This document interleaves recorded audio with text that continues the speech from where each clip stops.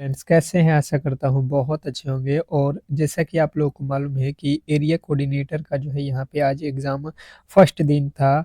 जो है बिहार जीविका का 26 नवंबर के फर्स्ट शिफ्ट का जो है हम लोग आंसर की देखने वाले हैं। तो फटाफट से जो भी मेरे दोस्त यहाँ पे क्लास में नए हैं तो बिल्कुल इस क्लास को जो है अंत तक देखेंगे, क्योंकि ये जो प्रश्न है आपके लिए आगे आने वाले शिफ्टों के लिए थोड़े से जो है यहाँ पे ध्यान देने लायक है कि किन टॉपिकों से और किन तरीके का प्रश्न पूछा गया है। ठीक है, 1 से लेके 70 तक के प्रश्नों को कराऊंगा। जो भी मेरे दोस्त एग्जाम हॉल में जाने वाले हैं बिल्कुल एक बार इन प्रश्नों को देख लेंगे और आप समझ लीजिएगा कि बिल्कुल यही लेवल से प्रश्न आपके भी एग्जाम हॉल में पूछे जाएंगे, क्योंकि जिस तरीके से ये प्रश्न पूछा गया है एरिया कोऑर्डिनेटर में, बिल्कुल आपका जिनका भी इसके आगे 3 जो है दिसंबर तक जिनका भी पेपर होगा इसी लेवल के प्रश्न और इन्हीं टॉपिकों से पूछा जाएगा। ठीक है, तो फटाफट से प्रश्नों को हम लोग सॉल्व करेंगे, ज़्यादा समय नहीं लेंगे क्योंकि प्रश्न ज़्यादा है और फटाफट से हम लोग आंसर करते चलेंगे। ठीक है, आप उसको मिलाते रहिएगा कि आपने कितना सही किया है। ठीक है, क्योंकि यहाँ पे प्रश्नों को हम लोग जो है टाइम नहीं लग सकते हैं। तो सभी लोगों से रिक्वेस्ट है कि जो भी मेरे दोस्त मेरे क्लास में पहली बार आए हैं तो प्लीज़ जो है आप क्लास को लाइक करिए और चैनल पे नए आए हैं तो चैनल को सब्सक्राइब करिए, क्योंकि इस तरीके के जो क्लास है आप लोगों को हम डेली ही प्रोवाइड करेंगे जो है सुबह और शाम। बिल्कुल फ्री रहता है ये क्लासेज, और ख़ास करके 8 पीएम पे जो आप लोगों के जिन टॉपिकों से math, reasoning, subject knowledge, computer, current affair पूछा गया है। ठीक है, उसको हम लोग 8 पीएम पे उन्हीं टॉपिकों के अति महत्वपूर्ण प्रश्नों को कर लेंगे जिनका आगे आने वाले शिफ्टों में एग्जाम होगा। वो बिल्कुल 100% है कि वहां से प्रश्न देखने को मिलेगा ही मिलेगा। तो आप चैनल को सब्सक्राइब करके रखिएगा ताकि 8 पीएम वाला क्लास किसी भी एंगल से ना मिस हो। पहला प्रश्न आज का पूछा गया था कि जीविका में जो है उद्यमी दिवस क्यों मनाया जाता है? जीविका में उद्यमी दिवस क्यों मनाया जाता है? उद्यमी दिवस क्यों मनाया जाता है पूछ लिया था। मैंने आपको बताया था कि ये जो है महिला उद्यम प्रोत्साहन के लिए मनाया जाता है। Option number B. आप लोगों को मैंने क्लास में बताया था 2-3 दिन पहले जब पढ़ाया था एरिया कोऑर्डिनेटर का स्पेशल क्लास। ठीक है, दूसरा प्रश्न पूछा था कि जीविका का जो है दीदी एस कैफ किस उद्देश्य से शुरू किया गया? जीविका का दीदी एस कैफ किस उद्देश्य से शुरू किया गया? क्वेश्चन नंबर दूसरा आप लोगों से पूछा था। दूसरे का उत्तर आप लोगों ने क्या बताया है बताइएगा सभी लोग। तो जिनने बताया है कि महिलाओं को स्वरोजगार, तो बिल्कुल राइट उत्तर है आपका ऑप्शन नंबर बी। अगला प्रश्न आप लोगों के सामने पूछा था यहाँ पे, देखिएगा। जीविका में क्लस्टर फार्मिंग मॉडल किससे संबंधित है? जीविका में क्लस्टर फार्मिंग मॉडल किससे संबंधित है? क्वेश्चन नंबर तीसरा आप लोगों से पूछा था। तो क्वेश्चन नंबर तीसरे का जो राइट उत्तर था, अगर आपने बताया था कि ये जो है कृषि, तो बिल्कुल राइट उत्तर है। अगला प्रश्न आप लोगों से पूछा था कि जीविका में जो है पशु सखी का क्या काम है? जीविका में पशु सखी का क्या काम है? सभी लोग एक बार लाइक करिए। तो बिल्कुल कम्युनिटी कोऑर्डिनेटर और जो है एरिया कोऑर्डिनेटर, इन दोनों का जो है सिलेबस लमसम सेम है और ऐसा ही प्रश्न आपके भी एग्जाम हॉल में पूछे जाएंगे। ठीक है, बिल्कुल घबराने की कोई आवश्यकता नहीं है। बहुत सिंपल प्रश्न पूछा गया, इसमें आप बिल्कुल बेहतर स्कोर कर पाओगे अगर आप डेली ही क्लासेस कर लेते हो तो। ठीक है, तो यहाँ पे जो है पशु सखी यानी कि पशुपालन सेवा से बिल्कुल राइट उत्तर हो जाएगा। अगला प्रश्न पूछा था कि जीविका का जो है आजीविका कृषि मेला कहाँ आयोजित होता है? जीविका का आजीविका कृषि मेला जो है कहाँ आयोजित होता है? तो ये तो आप लोगों को बताना था कि ये तो भाई साहब राज्य स्तर पे होता है। अगला प्रश्न देखिएगा, आप लोगों से पूछ लिया था कि जीविका में डिजिटल बुक कीपिंग किस ऐप से होता है? जीविका में डिजिटल बुक कीपिंग किस ऐप से होता है? क्वेश्चन छठा का जो है राइट उत्तर क्या होने वाला है? आप लोगों ने बताया होगा, बिल्कुल बिल्कुल ई लीड लीडगर। ई लीडगर अगर आपने बताया है तो बिल्कुल राइट उत्तर है। देखिए 7वां प्रश्न पूछा था कि जीविका के तहत जो है एमकेएसपी किससे जुड़ा कार्यक्रम है। जीविका के तहत एमकेएसपी किससे जुड़ा कार्यक्रम है। तो 7वें नंबर प्रश्न का राइट उत्तर था कृषि महिला सशक्तिकरण से। ऑप्शन नंबर ए जो है आपका बिल्कुल राइट उत्तर था। अगला प्रश्न देखिएगा, पूरा पूरा कराऊंगा, पूरा आपका सिलेबस कराऊंगा। जो जो 1 से लेकर 70 तक जो प्रश्न पूछा गया है पूरा का पूरा क्लास अंत तक देखिए। आपको मैथ भी पता चल जाएगा किस लेवल का आ रहा है, रीजनिंग भी किस लेवल का पूछा था, जीके भी मिल जाएगा आप लोगों को। तो केवल और क्लास आप देखिए। जीविका में जो है जानकारी दीदी किस कार्य के लिए है। जीविका में जानकारी दीदी किस कार्य के लिए है। क्वेश्चन नंबर 8वां आप लोगों से पूछ लिया था। ये सब्जेक्ट नॉलेज है और मैंने बताया था कि सब्जेक्ट नॉलेज यही लेवल के प्रश्न आप लोगों से पूछा जाएगा। तो सरकारी योजनाओं की जो है जानकारी देना बिल्कुल राइट उत्तर है, ऑप्शन नंबर बी। अगला प्रश्न देखिएगा, यहाँ पे पूछा था कि बिहार जीविका का मुख्य प्रशिक्षण केंद्र।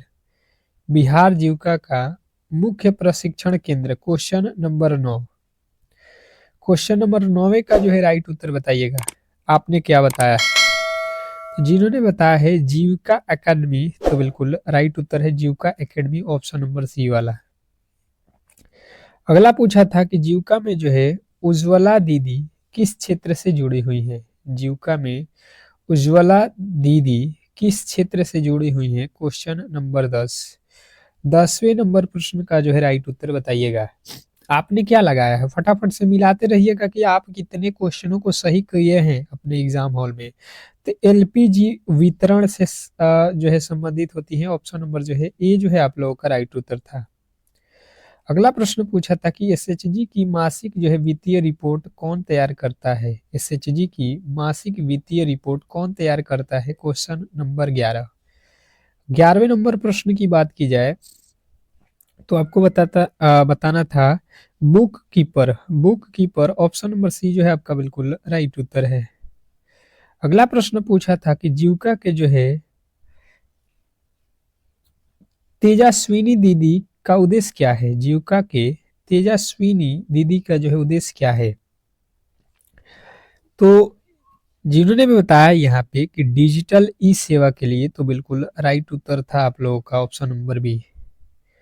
अगला प्रश्न पूछा था कि जीविका बिहार जीविका में फूड प्रोसेसिंग यूनिट का मुख्य उद्देश्य क्या है। जीविका में फूड प्रोसेसिंग यूनिट का मुख्य उद्देश्य क्या है। Question number 13।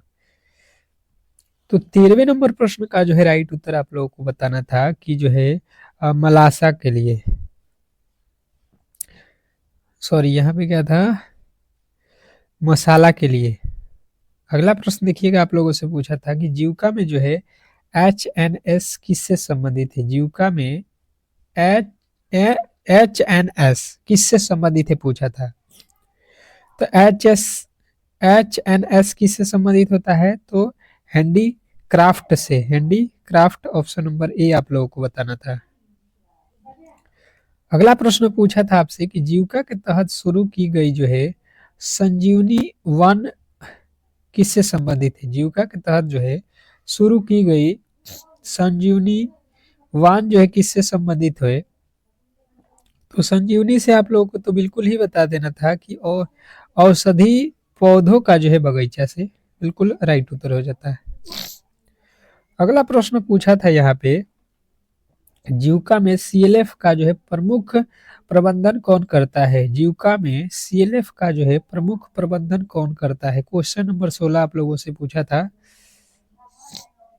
तो जिन्होंने बताया यहाँ पे कि जो है एरिया कोऑर्डिनेटर से, तो बिल्कुल राइट उत्तर था। अगला प्रश्न आप लोगों से पूछा था कि जीविका में क्रेडिट सीमा जो है बढ़ाने हेतु कौन जिम्मेदार होता है। जीविका में क्रेडिट सीमा जो है बढ़ाने हेतु कौन जिम्मेदार होता है। तो जिन्होंने बताया था सीएलएफ, उनके बिल्कुल राइट उत्तर था ऑप्शन नंबर डी वाले का। अगला प्रश्न आप लोगों से पूछा था यहाँ पे कि जीविका की जो है सोलर डरियर टेक्नोलॉजी किस उत्पादन से है। तो ये तो है आप लोगों के सब्जी, फल, मसाला यानी इनमें सभी से। अगला प्रश्न है कि जीविका में पीजी किसका समूह है? जीविका में पीजी किसका समूह है?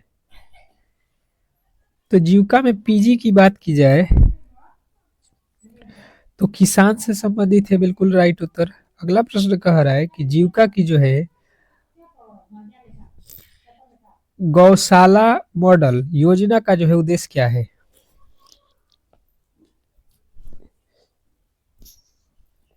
तो जिन्होंने भी बताया है यहाँ पे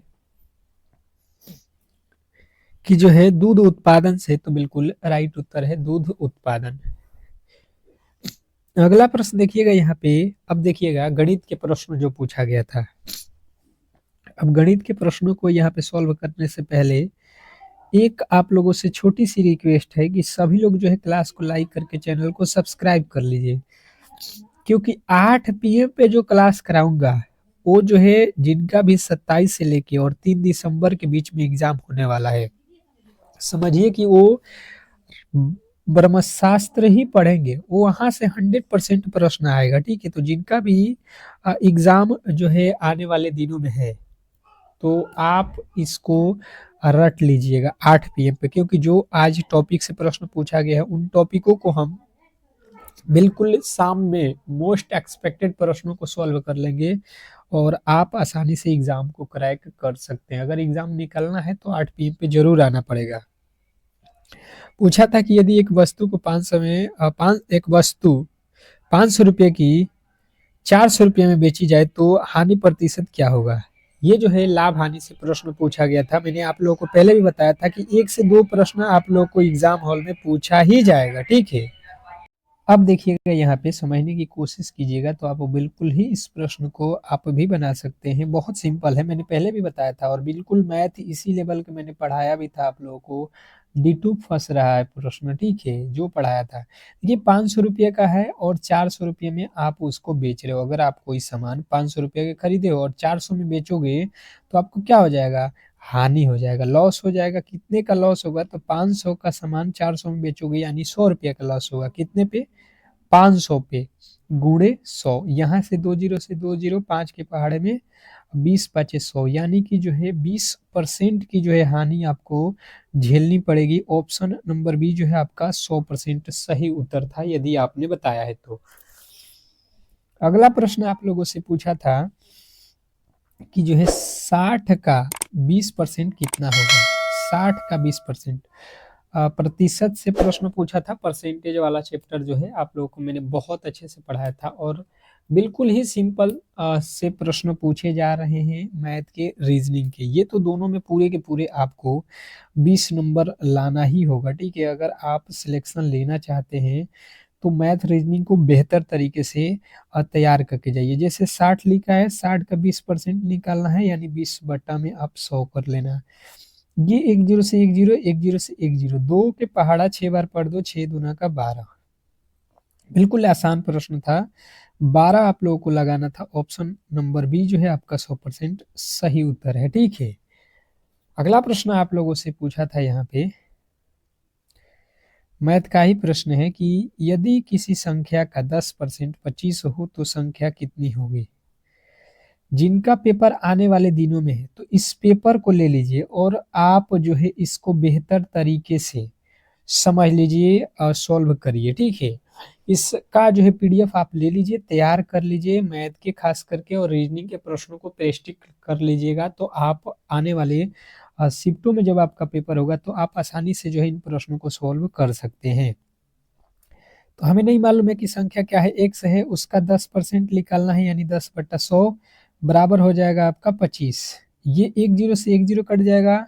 एक्स का वैल्यू निकालना है तो ये 10 है जो 25 में गुणा हो जाएगा तो ये 250 हो जाएगा। और 250 यदि आपने बताया है तो बिल्कुल राइट उत्तर है ऑप्शन नंबर सी। बिल्कुल बिल्कुल आप लोगों ने सॉल्व किया होगा जिन्होंने मेरे से पढ़ा है। ठीक है, अगला प्रश्न पूछा था कि 5% दशमलव रूप में क्या है? 5% का जो है दशमलव में आप लोगों को बदलना था। बताइएगा यहाँ पे कि 5 का दशमलव रूप क्या है?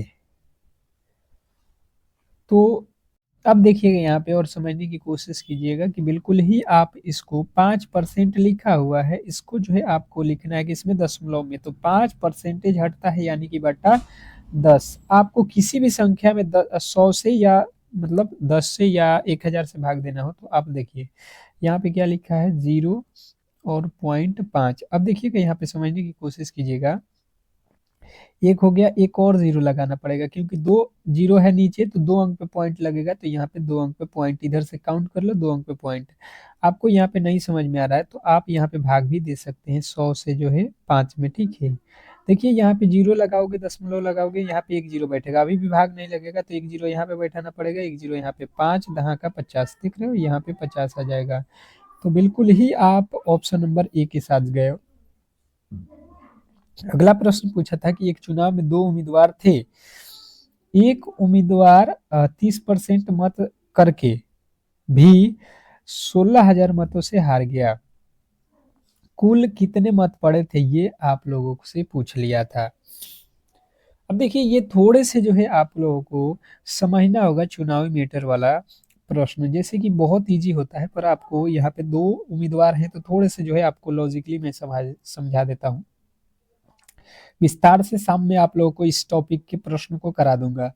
30% मत प्राप्त होता है, एक उम्मीदवार को 30 मिला है, मान लेते हैं पहले वाले का 30, पहले वाले को कितना मिल गया 30, तो जो दूसरा वाला होगा टोटल परसेंटेज में वोटिंग कितना का हुआ होगा 100 का हुआ होगा, यानी कि एक को 70 मिला है, एक को 30। ये बोल रहा है कि करने के बाद भी 60,000 16,000 मतों से हार गया, कौन हारा है, यानी कि इसका बात हो रहा है कि ये हार गया है कितने मतों से, जो है 6,000 से, और इसके पास कितना है, सॉरी 16,000 से, ये हो गया 70%, यानी कि इन दोनों के बीच का जो डिफरेंट है, हम तो कह रहे हैं कि 40% हो रहा है, एक का मिला हुआ है 30%, एक को मिला है 70%, तो कितना अधिक मिला हुआ है, तो 40%। ये कह रहा है कि वोट कितना अधिक मिला हुआ है, 16,000 वोट अधिक से जीता हुआ है, यहाँ से काट देंगे तो 4 चौका 16, यानी कि जो है यहाँ पे हो जाएगा 400, 1% का वैल्यू कितना आया है 400। टोटल वोटिंग कितने परसेंट का हुआ होगा 100% का, यानी 2 जीरो और लग जाएगा, 40,000 टोटल जो है वोट यहाँ पे पड़ा था, जिसमें जो है आप लोगों का जीत हार का डिफरेंस 16,000 था। अगला प्रश्न आप लोगों से पूछा था कि एक परीक्षा में उत्तीर्ण होने के लिए 35% अंक लाना अनिवार्य है, एक विद्यार्थी को जो है 40 अंक मिले तथा वह जो है 30 अंकों से अनुत्तीर्ण हो गया, परीक्षा में अधिकतम अंक जो है आप लोगों को बताना है कितने का था। अब देखिएगा यहाँ पे और समझने की कोशिश कीजिएगा कि यहाँ पे लिखा क्या गया है कि पास होना है आप लोगों को तो 35% लाना पड़ेगा, परसेंटेज में आपको 35% पर पास किया जाएगा। इसने बोला है कि भाई साहब हमको तो 40 अंक मिला हुआ है, ठीक है, पर फेल हो गए हैं कितने अंक से 30 अंक, यानी कि 30%, 30 अंक और मिलता तो हम पास हो जाते, यानी कि 35% पे पास है, इधर नंबर में हम देख रहे हैं तो 40 अंक तो लाया था, 30 अंकों से फेल हुआ है, यानी कि इसका जो है टोटल अंक हम देखेंगे तो यहाँ पे तो उसका 70 अंक मिल जाता तो वो पास हो जाता, 35 के पहाड़े में 35 दूना जो है आपका 70, ठीक है, यानी कि दो जो है आप लोगों का यहाँ पे 1% का वैल्यू है, तो 100% का वैल्यू निकालेंगे जब हम यहाँ से, क्योंकि टोटल जो है यहाँ पे परीक्षा 100% में होगा तो यहाँ पे 200 जो है का यहाँ पे आप लोगों का पेपर हुआ था। अगला प्रश्न पूछा था एक पति और पत्नी के वेतन का औसत जो है यहाँ पे दिया गया, इनके जो है वेतनों का जो है क्रमशः जो है अनुपात यहाँ पे दिया गया है, तो पत्नी का वेतन क्या था ये आप लोगों से पूछ लिया था। अब देखिएगा इसको किस तरीके से सॉल्व करना था आप लोगों को। देखिए दो व्यक्ति हैं, एक और दो, मान लेते हैं एक ए है एक बी है, इन दोनों का औसत कितना दिया है 65। औसत औसत आपको निकलना आता है ना, औसत बराबर होता है राशियों के योग बटा राशियों की संख्या, तो 2 से गुणा कर दो राशियों की संख्या, यानी ए और बी का टोटल जो है हम लोगों का जो है वैल्यू कितना मिल जाएगा 130, ठीक है। अब कह रहा है कि वेतन का जो है क्रमशः अनुपात 15:11 है, तो पत्नी का वेतन ज्ञात कीजिए। तो देखिए वेतन में जो है ए को मिला है 15 तो बी को मिल रहा है 11, ठीक है, तो 15 और 11 हम जोड़ लेते हैं, ये कह रहा है नहीं 1,30,000 मिल रहा है, ठीक है, तो 15 और 11 अगर आप जोड़िएगा, यहाँ पे एक्स लगा लीजिएगा अनुपात में है, तो 15 और 11 26, 26x बराबर यहाँ पे 1,30,000। अब देखिए 13 दूना का 26, 2 से काट दोगे, यहाँ पे 1, 5 दूना का 10 और यहाँ पे 5,000। इसने बोला है कि इसका पत्नी का वेतन, पत्नी कौन है आप देख लो, पहले पति फिर पत्नी, पत्नी यानी कि 11, 11 से गुणा कर दो इसमें, 11 पचे 55 जो है आपका राइट उत्तर है।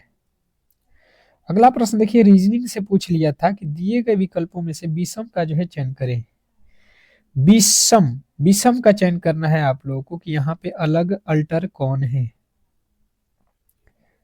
अब देखिएगा अलग जो है हम लोगों से पूछा गया है, तो सबसे पहले देखिएगा और यहाँ पे समझने की कोशिश कीजिएगा कि अल्टर जो है कौन है। तो देखिए यहाँ पे जो है आप लोगों को देखना है कि यहाँ पे एक लकीर खींचा हुआ है, यहाँ पे इधर लकीर खींचा हुआ है, यहाँ पे इधर लकीर खींचा हुआ है, पर यहाँ पे देख रहे हो ये पूरा का पूरा लकीर ऊपर नीचे खींच दिया है, तो अलग जो है हमारा ऑप्शन नंबर सी हो जाएगा, क्योंकि सब में एक ही लकीर खींचा था, यहाँ पे पूरा का पूरा लकीर खींच दिया है, देख रहे हैं आप। तो आप जो है यहाँ पे देख रहे हो लकीर, यहाँ पे देख रहे हो लकीर, यहाँ पे देख रहे हो, पर यहाँ पे ऊपर से नीचे ले खींचा हुआ है, तो यही अलग हो जाएगा। अगला प्रश्न पूछा था कि जो है दूसरा रीजनिंग का प्रश्न था कि 58 का संबंध जो है 17 से है, तो 63 का संबंध किससे था। ये प्रश्न आप लोगों से पूछा गया था। अब बात किया जाए कि 98 का संबंध जो है यहाँ पे 17 से किस तरीके से होगा, और 63 का संबंध वही जो है यहाँ पे क्या होगा। तो जैसे समझने की कोशिश करेंगे तो 58 मतलब 8 और 9, 8 और 9 को जोड़ेंगे 8 9 17, जो कि यहाँ पे लिखा हुआ है। उसी प्रकार 6 और 3 को अगर हम जोड़ देते हैं तो ये कितना हो जाता है 9, जबकि 9 जो है ऑप्शन में नहीं दिया था, 9 जो है ऑप्शन में नहीं दिया था। तो इसका दूसरा लॉजिक क्या हो सकता है कि देखिए, देखिए यहाँ पे 8 9 17 हो गया, और 8 और माइनस 9 माइनस 8 कर देते हैं तो 1 होता है, यानी कि हम क्या करेंगे कि 17 गुणे 1 करेंगे तो 17 एकम में 17 होगा। उसी प्रकार 6 माइनस 3 कर देते हैं तो 6 माइनस 3 कितना होता है 3, यानी कि 3, एक बार जोड़ दो एक बार घटा के गुणा कर दो ना, 3 27, 27 देख लो आपका ऑप्शन नंबर बी में दिया गया था। तो इस तरीके से आप लोगों को इसको बनाना था। अगला प्रश्न आप लोगों से एक पूछा गया था, यहाँ पे समझने की कोशिश कीजिएगा सभी लोग। दिया था 6 5 4 8 10 100 2 1 0 वाट। तो वाट के स्थान पे हम लोगों से पूछा गया था कि क्या होने वाला है। तो आप लोगों को सिंपल सा लॉजिक से बनाना था यहाँ पे कि देखिए, यहाँ पे 8 6 14 और 14 2 16, यहाँ पे सबको हम जोड़ देते हैं, यहाँ पे आया 16, इसको भी जोड़ देते हैं, कितना हो रहा है 10 5 15 1 16 यहाँ पे हुआ, तो यहाँ पे भी हम जोड़ देते हैं, तो 4 और 6 10 10, और यहाँ पे हम कितना जोड़ेंगे कि 16 हो जाए 6, तो 16 हो जाएगा, यानी कि हमारा जो राइट उत्तर है 6 हो जाएगा, ऑप्शन नंबर जो कि बी में दिया गया था। अगला प्रश्न एक आप लोगों से दिया गया था कि अक्षरों के उस संयोजन का चयन करें जिसमें दी गई श्रृंखला के रिक्त स्थानों में अनुक्रम क्रमानुसार रखने पर श्रृंखला पूरा हो जाएगी। इसको जो है श्रृंखला को पूरा करने से रिलेटेड आप लोगों को प्रश्न जो है एक पूछ लिया था, और बताना था कि ये जो खाली जो है स्थान है यहाँ पे क्या भरे जाएंगे, और फटाफट से आपके राइट उत्तर आना चाहिए। सभी लोग क्लास को लाइक करके चैनल को सब्सक्राइब करेंगे, 8 पीएम पे बिल्कुल ऐसा ही क्लास दूंगा, और 100% अगले दिन आपको यहीं से प्रश्न देखने को मिलेगा।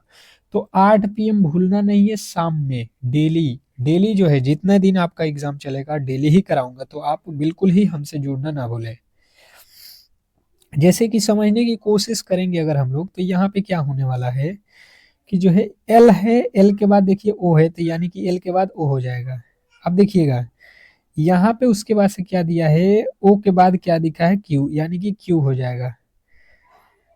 ठीक है, उसी प्रकार अगर आप देखोगे तो यहाँ पे ओ के पहले क्या है एल है, तो एल हो जाएगा, ओ क्यू, क्यू के बाद से क्या है आपका के हो जाएगा। ठीक है, फिर एल, एल आपका ओ, ओ के बाद से क्या है क्यू, फिर उसके बाद से क्या है के। अब देखिए पूरा का पूरा बन गया, आपने पहले रखा ओ फिर क्यू फिर एल फिर के फिर क्यू फिर के।